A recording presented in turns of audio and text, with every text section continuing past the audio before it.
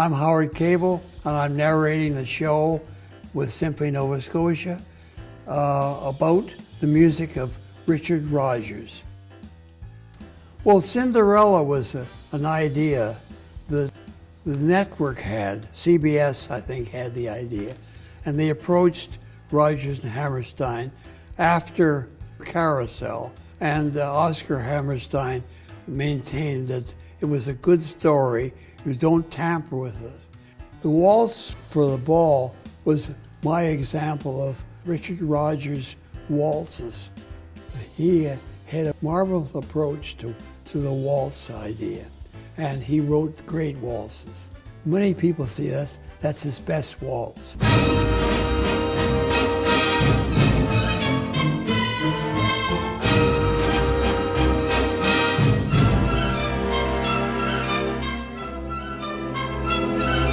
Well, that was one of the few things that I did for when I started it at Chapel with Richard Rodgers.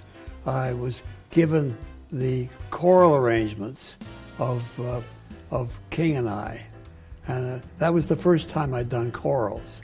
It was different than Rodgers' usual. Rodgers wasn't repeating himself. He was trying to do a new style of South Asian music. So that's why I did the march for the entrance of the Siamese children. Well, State Fair was a property that the film company, I think 20th Century Fox, had for years. Originally, State Fair was a bucolic rural piece with Will Rogers and Janet Gaynor in 1933. The best song in the show in State Fair is "It Might As Well Be Spring." But I feel so gay in a melancholy way that it might as well be spring.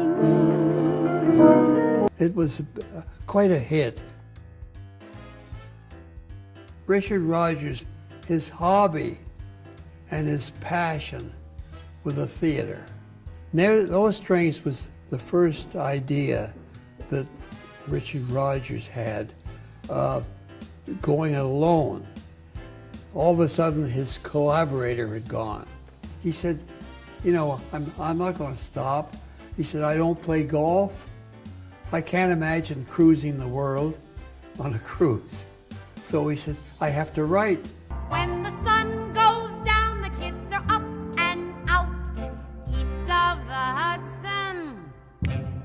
Let the lake and hills become a frozen cup, 20 below in Maine. Richard Rodgers wanted the whole world to sing his music. Often the sheet music would come out, the books would come out almost before the show opened. It opened and it was a huge hit. The hills are alive with the sound of music. The critics hated it. All intellectuals couldn't stand it. It wasn't corny, it was sentimental. Hammerstein was a real optimist and a cockeyed optimist.